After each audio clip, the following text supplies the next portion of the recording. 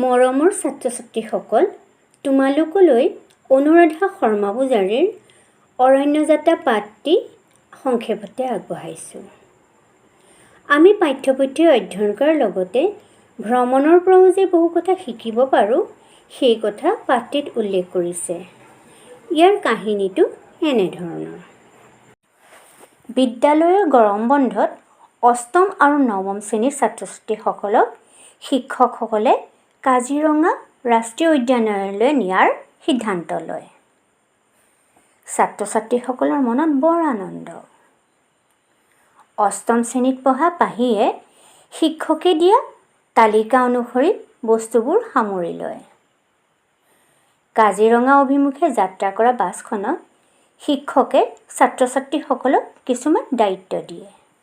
পাহি আৰু বিদিশাক বাছত থকা ছাত্ৰ-ছাত্ৰীৰ সংখ্যা আৰু অসুবিধাসমূহ মন কৰিবলৈ আৰু নৱম শ্ৰেণীৰ সৌৰভ আৰু আফতাবক খাদ্যবস্তুৰ পেকেট আৰু পানী বটল সকলোৰে মাজত সমভাৱে বিতৰণ কৰিবলৈ দিয়ে।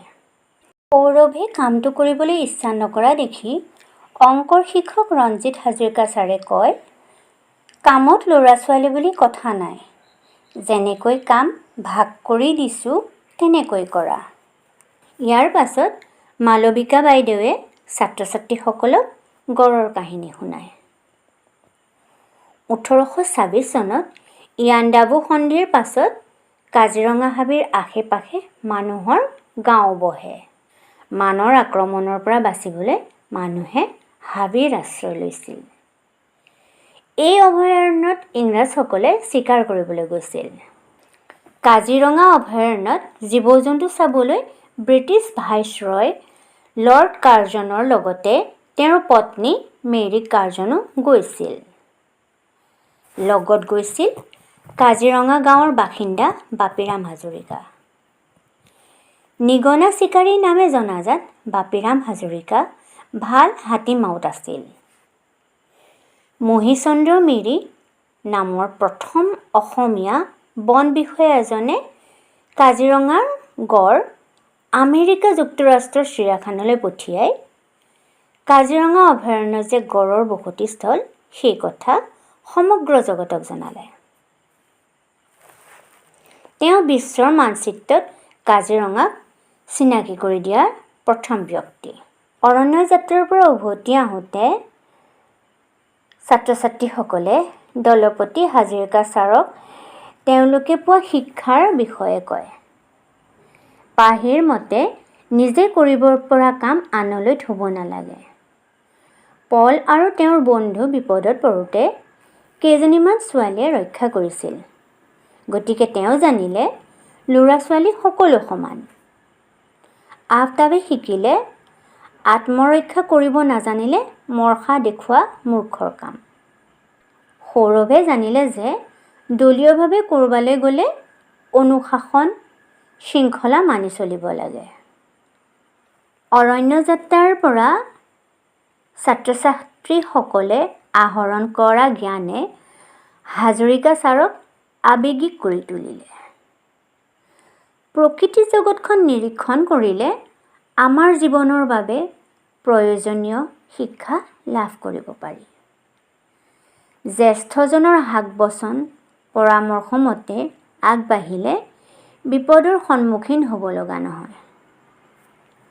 ল'ৰা-ছোৱালীয়ে নিজৰ কাম সময়মতে কৰিলে ঘৰখনৰ লগতে সমাজখনো শৃংখলাবদ্ধভাৱে আগবাঢ়ে। আত্মবিশ্বাসী আৰু আত্মনিৰ্ভৰশীল হ'বলৈ কিতাপৰ শিক্ষাৰ লগতে ভ্ৰমণৰো প্ৰয়োজন। ছাত্ৰ-ছাত্ৰীসকল, আমি ইয়াৰ পৰা কিছুমান সৰু সৰু প্ৰশ্নোত্তৰ উলিয়াব পাৰোঁ। যেনে ধৰা, কামত ল'ৰা-ছোৱালী বুলি কথা নাই। যেনেকৈ কাম ভাগ কৰি দিছোঁ তেনেকৈ কৰা। কথাষাৰ কোনে কৈছিল? কথাষাৰ ৰঞ্জিত হাজৰিকা ছাৰে কৈছিলে। ছাত্ৰ-ছাত্ৰীসকলক গড়ৰ কাহিনী কোনে শুনাইছিলে? মালবিকা বাইদেৱে গড়ৰ কাহিনী ছাত্ৰ-ছাত্ৰীসকলক শুনাইছিলে। কাজিৰঙাত কেতিয়াৰ পৰা মানুহৰ গাঁও বহিছিল?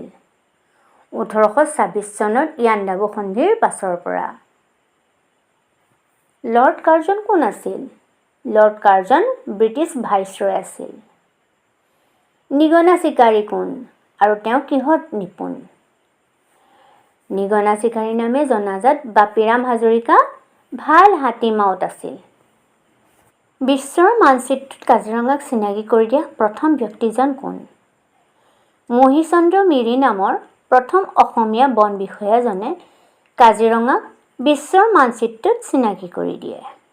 অৰণ্য যাত্ৰাৰ পৰা ছাত্ৰ ছাত্ৰীসকলে কি শিক্ষা লাভ কৰিলে? অৰণ্য যাত্ৰাত পাহিয়ে শিকিলে যে নিজে কৰিব পৰা কাম আনলৈ থ'ব নালাগে। পল আৰু তেওঁৰ বন্ধু বিপদত পৰোঁতে কেইজনীমান ছোৱালীয়ে ৰক্ষা কৰিছিল। গতিকে তেওঁলোকে জানিলে যে ল'ৰা ছোৱালী সকলো সমান। আফতাবে শিকিলে আত্মৰক্ষা কৰিব নাজানিলে মৰখা দেখুৱাটো মূৰ্খামি। সৌৰভে জানিলে যে দলীয়ভাৱে ক'ৰবালৈ গ'লে অনুশাসন শৃংখলা মানি চলিব লাগে। প্ৰকৃতি জগতখন নিৰীক্ষণ কৰিলে যে আমাৰ জীৱনৰ বাবে প্ৰয়োজনীয় শিক্ষা লাভ কৰিব পাৰি, সেই কথাটো তেওঁলোকে জানিব পাৰিলে। ছাত্ৰ ছাত্ৰীসকল, তোমালোকে পাঠটি ২-৩ বাৰ ভাল ধৰণে অধ্যয়ন কৰিলে তাৰ প্ৰতিটো প্ৰশ্নৰে উত্তৰ ভাল ধৰণে লিখিব পাৰিবা।